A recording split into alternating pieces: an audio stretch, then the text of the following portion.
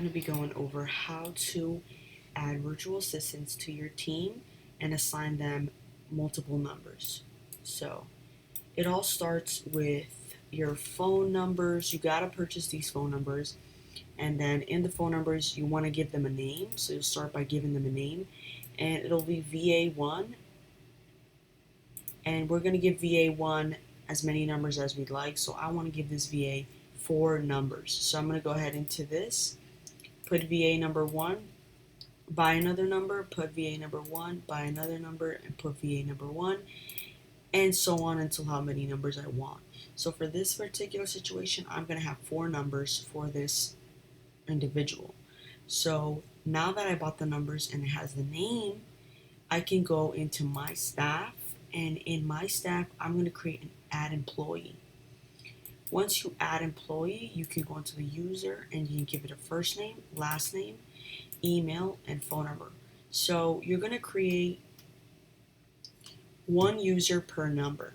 Your first user is going to be the login information. So the first user is going to be the login information for your VA, and then the second user is going to be another number that they're going to use, and the third user will be another user.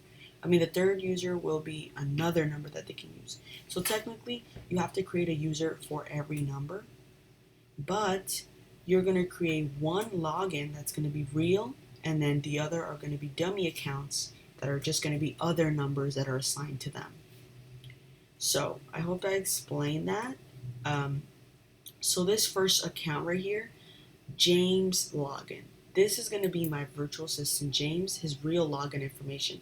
So he'll just click on this or edit and user information, James login, and this is his real email, and this is a legit password that he's going to use to log into the system. Close that up. Wait, actually don't close it up yet because there's some stuff that I wanted to go over. Now, it's in the user roles. If you have them as a user, they won't be able to edit anything. So it's best if you're going to have them pulling or uploading lists, it's better that you, because assign her as a user if she doesn't upload and export content, but she will, you have to assign her as an admin. So you know how admins typically do work. If you're going to have your VA pulling lists or uploading lists, then you're going to click admin. If you're just going to have them text, then you could do just user.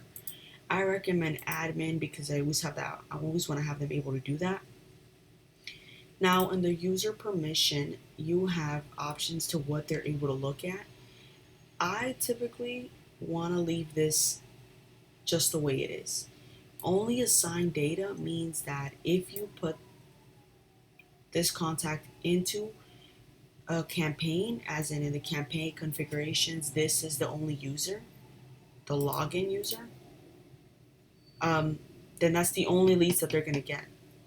But I don't want them to just get the leads that were assigned to them. I want them to get the leads of the other users that I assign, because it's a little complicated, but I'm going to put all these 5 users in that one campaign, and that one campaign is going to use all the numbers of those users to send out messages. But James is the only one that's going to be responsible for responding to all of these accounts. The first account is his actual login, and then the other 4 accounts are just dummy accounts that will give us more numbers that he can text from, but it's only going to be for him. Okay, so if I wanted to add another VA, I would go into add employee, and I would first need to buy 5 more numbers, and I would call them VA2, VA2, VA2. I would add an employee, I would add an actual login for VA2, and then I would add 4 more just dummies, really, that they're not logging in, but they're just dummies so the phones have a placeholder. As you can see, he's not going to actually use this email and log in, or this one, he's not going to use it. This is his real to log in, but he will have access to all these phone numbers, because when you go into the campaigns here, campaigns, if you click on any campaign in the campaign configuration, it's going to tell you, okay, how many users are allowed to be in this campaign. Now, as you're seeing, James, James, James, and James. All this is going to be showing up in the login information. When he logs into his account, he's going to see all the messages for all these individuals just in this campaign. So anyone that responds, any lead that answers or calls any number here that's assigned James the login, there we go, we add him. James login will be able to see and he'll be able to respond. Now, if you want to have a campaign where the VA is only able to see their messages, what you would do is you would simply go into your settings again, and you would have to change the settings and rights for that staff member. So in their actual login, not the dummy accounts for more numbers, their actual login, you want to edit, and you want to do permissions. In permissions, you can check this only assign data on. If you do that, then the other users that were added into the campaign, those other users, you will not receive their messages. You will only receive the messages for James login. You won't receive the messages for James 2, 3, 4, James 5. Okay. This is crucial and only beneficial if your VA is only going to be answering to that one person. So in the campaign, I showed you guys how there was several people tagged, right?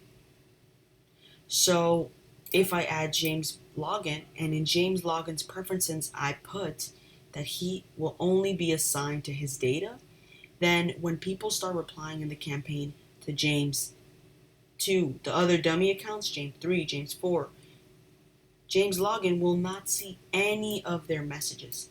James will only see the few messages that come under his number, that are under his login.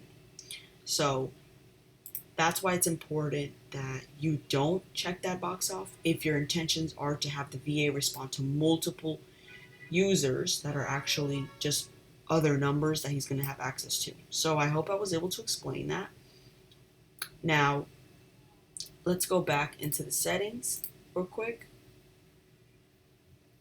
My staff and James login.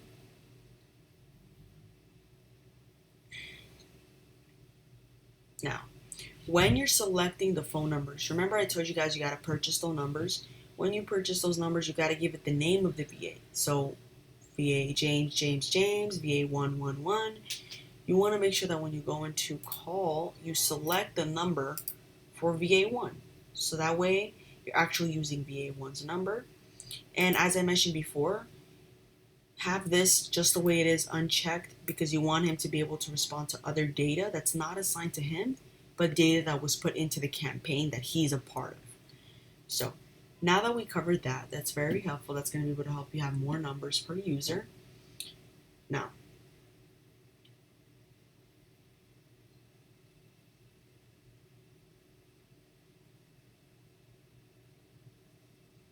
another thing I want to mention is make it very clear that the user is for someone that's just going to be replying to messages, and an admin is someone that's going to be replying to messages and might even upload their own campaigns or their own contacts into the campaign.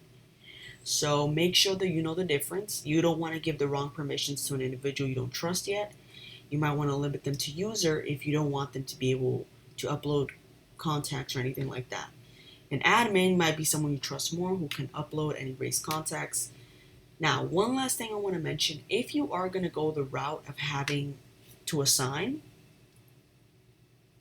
I highly recommend, if you are going to assign, I need you guys to use this trigger. So if you are going to have an individual that will only respond to their number and their login, that's not going to be able to respond to any other numbers that got text messages that were in the same campaign as them, then you're going to have to create this tag. Reireply contact tag added, the name of the VA, assigned to user, and then the user. Meaning that, if you assign this contact, they will only get that set of messages. They won't get all the other messages with the dummies. So That's very crucial to inform you guys, because I had a lot of trouble actually finding out about this, and I just was able to find out today with our Reireply support team. That was so helpful, and they got me straightened out. So just to cover it again, you're gonna have to have one login and several dummy accounts depending on how many numbers and how many messages you're sending per day. So if you want to send, I'd say like 600 messages, you want your virtual assistant to be responding to those 600 messages that might be coming in. 600 messages that you're going to be sending out, then each number can only send up to 180. So if each number can only send up to 180 messages and you're trying to send 600, let's do times 4. Okay, so you might need two to three numbers pretty much. 180 times 3, 540. So you're going to need 3 dummies, because remember each user equals one number. So you're going to have 3 dummies, 3 users, and 3 numbers, and those are going to be the ones that are going to allow you to send 600 messages. Now if you want to send 1,000 messages, you're going to need more users. You're going to need more dummies. So you might need 5 dummies. But just so that puts it in perspective, it's super simple to track this, by the way, too, guys. It's just by going right over here into let's go in reporting. And when you go into this reporting over here, it's super simple to cost. Wow, I did not even see this before here. Wait a minute. Oh, this is just a sample. Anyway, agent reporting. You can go to call reporting if you're putting them in like manual campaigns, but agent reporting, she'll take care of that for you, where you can track what's going on. So you deselect all, and you can hold on to different options. So you click 1, 2, 3, 4, 5. These are all the numbers of my single VA. So the James login has a number. The other James 1, James 2, James 3, James 4, the dummy accounts all have a number. So we're going to go ahead and check all those off to see how James is doing with all his numbers. It's going to tell you total number of leads, how many he's won, abandoned, lost, how many were pushed to acquisition, attention, replied, how many manual calls were made, total calls, call time, and automated calls, and just the efficiency of the VA. You can also do call reporting, but you would need to check into the individual numbers, that's when it comes into play that you need to have those phone numbers saved to the name. So VA1, VA1. You can obviously know that, hey, this is James. This is for VA1. So you can check how they're doing. In calls, how many calls did they make. And you can see call source is VA1. I could have put the name as James. Then we'll know that, hey, this is with James, how many times James called. So it's a little tricky, but once you get the hang of it, it's really helpful, because you are going to be hiring VAs and you're going to bring people into the team. So you want to make sure that you have kind of all that sorted out in the right way. Make sure that, the VA, you just want to understand these things, because you want to make sure that if you have a VA that you don't want answering to all the messages and you don't want to give them all access, you want to make sure you know where to block those permissions. Or if you want to give VA more numbers, you want to know how to do that. And that way you want to know how to be able to track them within those numbers. So I hope that helped you guys, and stay tuned for another video.